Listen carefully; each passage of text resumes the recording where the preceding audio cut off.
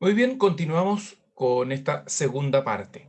Y para que haya una secuencia lógica, creo que lo que debemos señalar es que este imperio austrohúngaro, del cual dijimos que durante el siglo XIX sufrió algunos conatos revolucionarios independentistas, así como también por parte de los húngaros de algún tipo de legislación, perdón, que les diera más autonomía.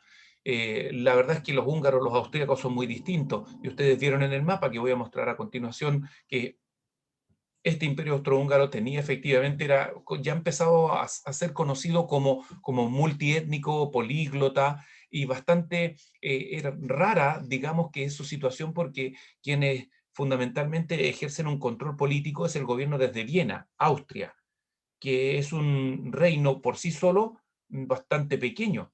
Pasó a ser un tremendo imperio austrohúngaro, pero por la ocupación de todos los territorios que señalamos y que, bueno, ahora vamos a continuar observando.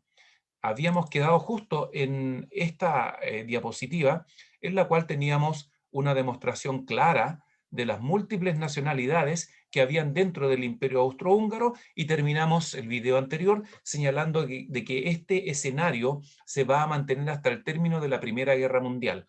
Ojo, eso sí, que hacia 1850, 60, 65, fundamentalmente 65, el territorio del norte de Italia va a estar en manos efectivamente del Imperio Austrohúngaro, pero lo va a perder dentro del proceso que se conoce como unificación italiana. Por eso este mapa que están observando ahora no los incorpora, ya que este mapa es posterior a esa fecha. Y hablamos todavía, ¿no es cierto?, de una región aquí donde estaría Venecia, y una región en esta otra parte, donde está la Lombardía, como territorio italiano. Para no volver atrás con este mapa, volver a señalar que Rumania, o lo que queda de la nación rumana, donde estaría Transilvania, Besarabia, por ejemplo, el caso de los serbios, montenegrinos, albaneses, los búlgaros, bien, están bajo el dominio del Imperio Turco Otomano aún. Hay que esperar alrededor de 40, 50 años para que recién en 1908, es decir, ya entrado al siglo XX, los búlgaros logren su independencia, y por su parte lo mismo Serbia, y más adelante, al terminar la Primera Guerra Mundial, lo consigan también los rumanos.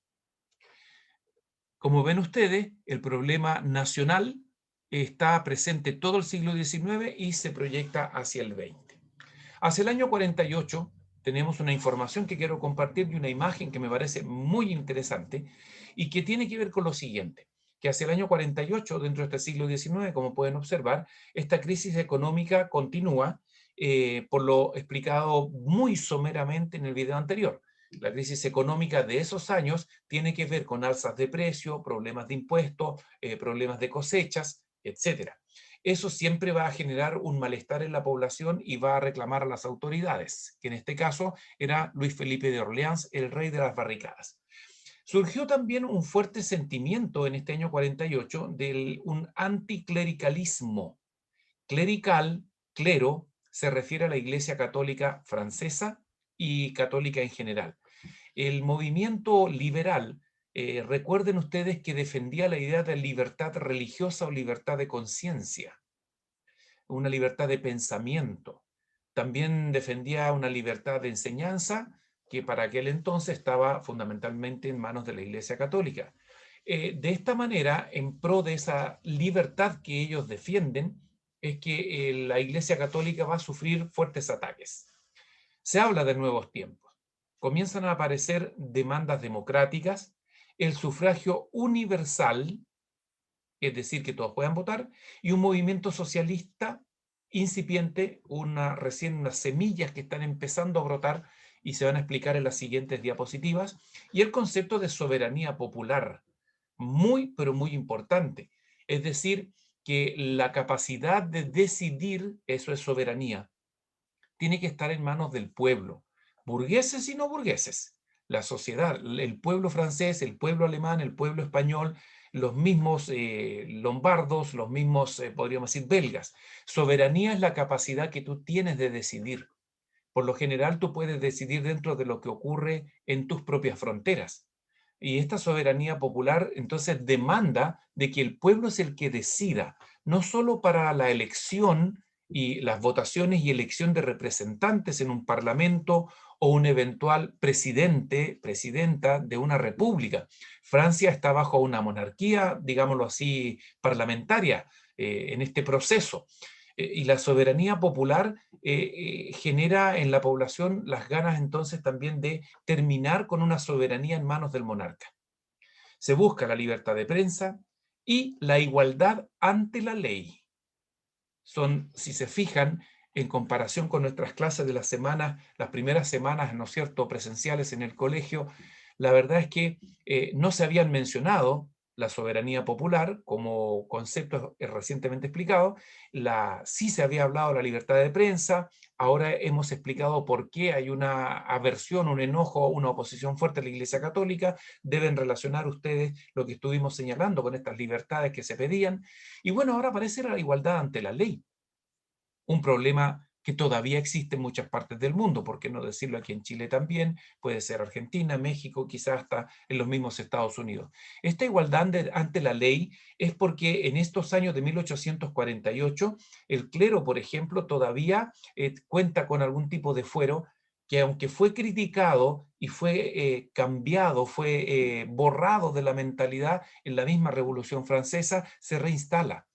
Por otro lado, no podemos discutir que los más ricos siempre tienen un mejor trato ante la ley. Entonces las demandas en Francia del año 48 promulgan una verdadera igualdad ante la ley. Obviamente una ley que tiene que estar escrita. Se habla entonces de una posibilidad de tener una nueva república y derrocar a Luis Felipe de Orleán, cosa que efectivamente ocurrió. Por eso le llaman el rey de las barricadas. Llegó al poder el año 30 por las demandas y las revoluciones y las barricadas liberales de ese año, y las mismas barricadas, los mismos burgueses, los mismos que lo pusieron en el trono, ahora lo van a derrocar porque están pidiendo más y él no lo supo entregar ni otorgar. Por lo tanto, se consideraron como algunas reformas sociales, ¿no es cierto?, muy insuficientes, y se producen nuevas elecciones con un proceso inestable, y aparece Luis Napoleón Bonaparte. ¿Quién es este Luis Napoleón Bonaparte? Este Luis Napoleón, y es Bonaparte, Napoleón, recuerden ustedes que prácticamente tuvo un solo hijo con la princesa austríaca, del cual no se supo mucho más después de que él fue derrocado, pero recuerden que la hija de Josefina se casó con un hermano de Napoleón, y ellos tuvieron un hijo, que yo comenté el año pasado, que técnicamente ese hijo es nieto de Napoleón, por ser hijo de Josefina, con quien Napoleón se casó en las primeras instancias, pero al mismo tiempo es sobrino de Napoleón porque es hijo de su propio hermano.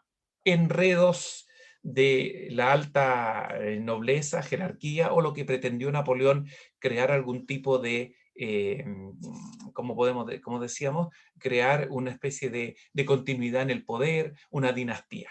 Pues bien, no le resulta a Napoleón, pero resulta que mucho tiempo después, este bebé crece, no es perseguido, no es encarcelado, y luego se presenta, bien, como una alternativa de gobierno, y es técnicamente entonces sobrino y por otra parte nieto del gran Napoleón, lo que hizo de que la población francesa confiara en él y llega al poder.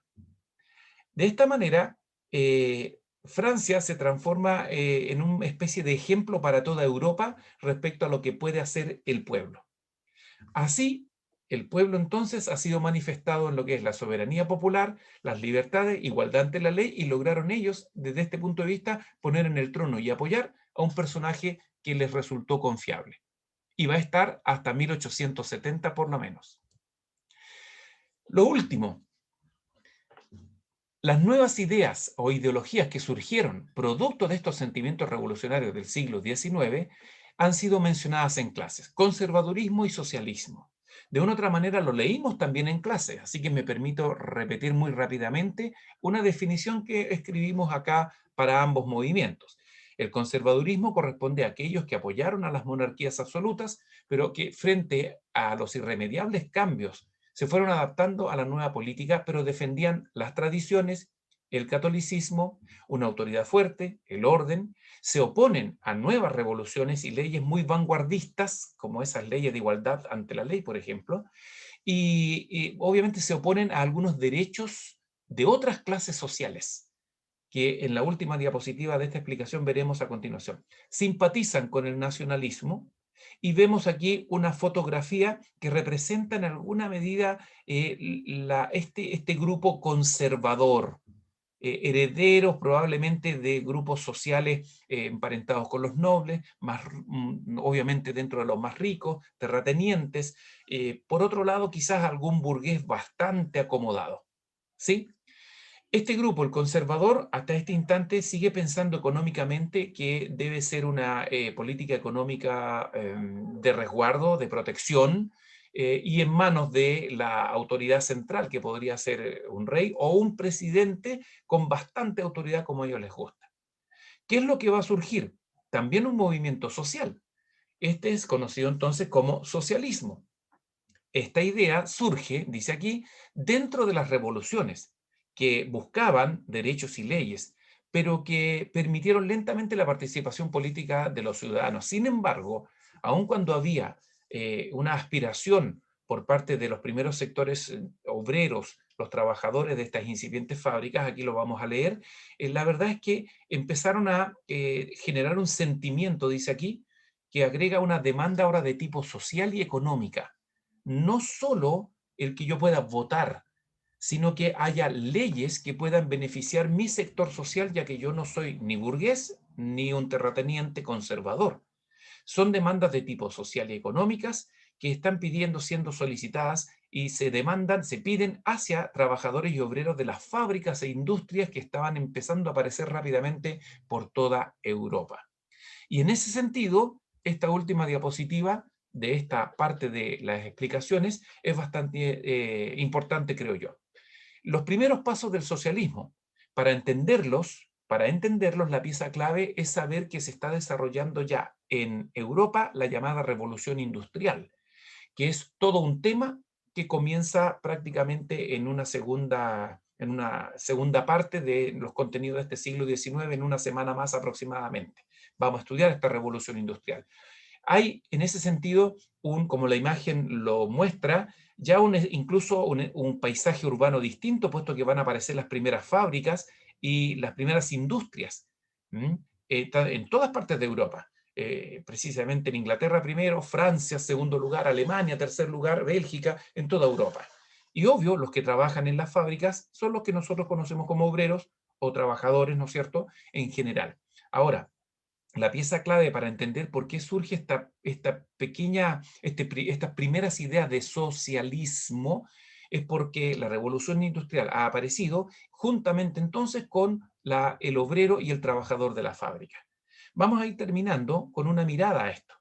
Las revoluciones, mire, del año 1830 consiguieron algunas leyes y el sufragio censitario, es decir, que votan los más ricos, pero ya en la década del 30 ya estaba apareciendo en Inglaterra y más tardíamente en Francia un movimiento que se llamó el cartismo, que fue una organización de obreros que escribieron una carta.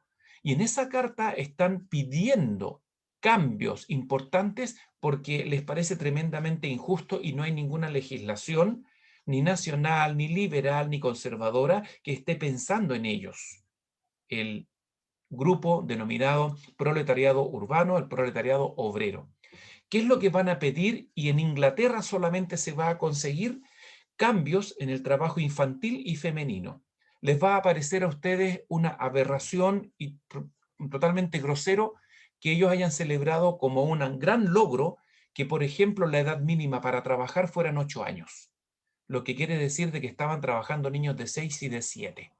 Ahora, obviamente, pensar en un niño de 10 años trabajando nos parece inconcebible, pero en esos años sí ocurría y por lo menos este grupo consiguió que la edad mínima fuera 8 para que los de 7 y 6 no lo hicieran. Vamos a mostrar más adelante acerca de esto que se llama movimiento obrero. Y por su parte se consiguió que la mujer siguiera trabajando en fábricas, pero por lo menos no trabajara en las minas de carbón que en su gran mayoría eran todas subterráneas. Hacia el año 48, este movimiento social este sentimiento socialista, va a conseguir, aprovechando la revuelta antimonárquica en Francia, una oportunidad para sumarse, obreros y trabajadores, que demandaban reducción de la jornada laboral y el sufragio universal que ya ustedes conocen. Esta reducción de la jornada laboral, ellos pedían que se trabajaran 10 horas al día, no 8 como hoy. ¿Pero cuánto trabajaban antes? 14 y hasta 18. Este tema del movimiento obrero es un tema que se estudia después de conocer características generales de la revolución industrial. Pero aquí en el año 48, momento en donde se está llevando adelante una segunda revolución liberal, dijimos que habían aparecido también demandas e ideas que conocemos como socialismo.